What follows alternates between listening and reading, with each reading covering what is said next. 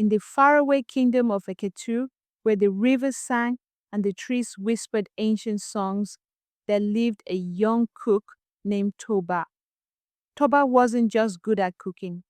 His food had a magic that touched the soul. But no one knew that one day, this humble cook would cause a royal storm that the kingdom would never forget. Toba grew up in the palace kitchens. His mother had been a maid who passed away when he was still a baby. The kitchen women raised him with kindness. Toba learned to cook from an old woman called Mama Kike, who used to say, Toba, your hands will change your destiny. Every day, the smell of pepper soup, yam porridge, and jollof rice floated through the palace, making even the cold-hearted warriors smile. King Owala, the mighty ruler of Eketu, loved Toba's meals more than anything else.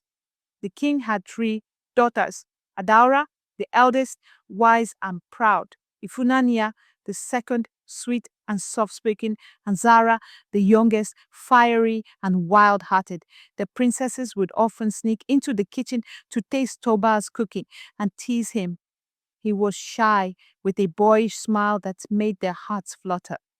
One evening, the sky turned dark. Thunder growled like an angry beast. The king had traveled to a neighboring kingdom, leaving the palace quiet and lonely. That night, Adara came to the kitchen first. She found Toba cleaning pots. Toba, she whispered, stay with me tonight.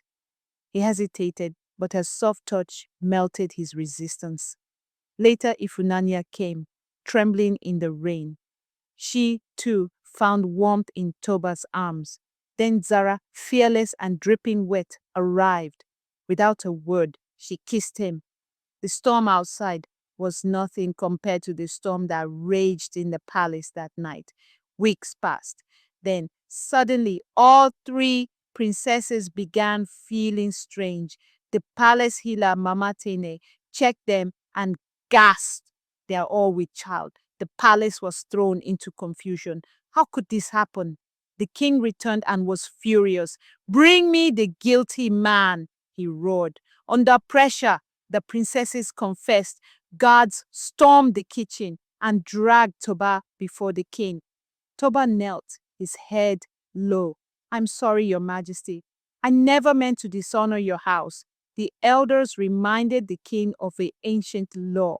If a man fathers a royal child, he must marry one princess or face death. The king ordered Toba to choose one daughter as his wife. Adaura met him in secret. Pick me, she said. I will make you a king beside me. Ifunanya wept before him. Choose me, Toba. My love for you is pure. Zara smiled, wild and daring. No one will fight for you like I will. Choose me. Toba was torn. Each woman had touched a different part of his heart. Toba asked for one night to think.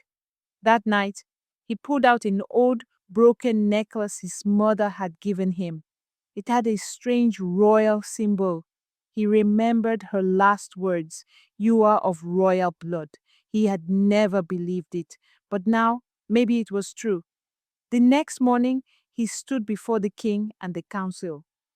Before I choose, Toba said, you must know who I truly am. He showed them the necklace. The elders gasped. They recognized the mark.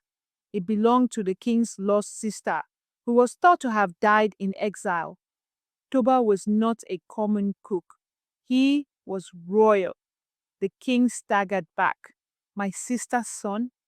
The elders confirmed it. Toba was family. But that brought another problem. In their tradition, cousins could not marry. Toba could not marry any of the princesses. What about the children? The queen asked, her voice shaking. The chief priest stepped forward. The children are pure. They are royal. The gods will not punish innocence. The king wept openly. Forgive me, Toba. You are blood of my blood. Toba was freed. The king made him a prince, giving him a seat at the council. The princesses gave birth to three strong boys who looked so alike, people called them the triplet princes. Toba loved them all deeply, but never favored one princess over another. They became a family, a strange, beautiful family, born from chaos but filled with love. Years later, the three boys grew into mighty warriors, leading Eketu to greatness.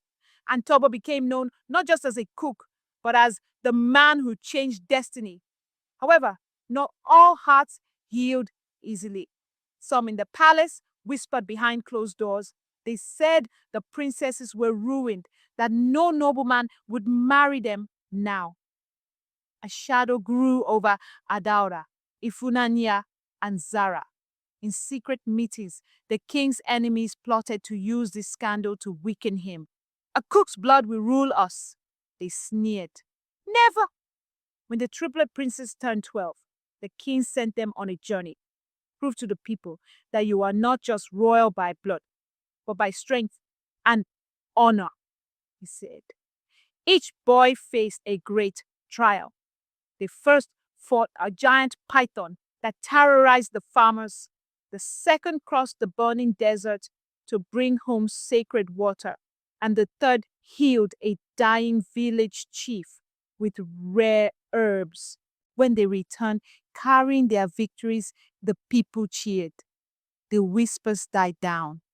The cook's children had proven themselves. Toba, now older and wiser, spent his days teaching the princes the secrets of cooking, storytelling, and leadership. One day, he called them together under the great Iroko tree. Remember, he said, being royal is not about wearing a crown. It is about feeding your people with food, with hope, and with love. When he passed away peacefully in his sleep, the entire kingdom mourned him for 7 days. They built a statue of Toba at the palace gates, not with a crown on his head, but with a cooking spoon in his hand. And so the story of Toba, the cook who became a prince, lived on. A story of love, of secrets, of mistakes, and of destiny fulfilled. In Eketu, the children still gather around the fires at night, begging the elders, tell us the story of Toba one more time.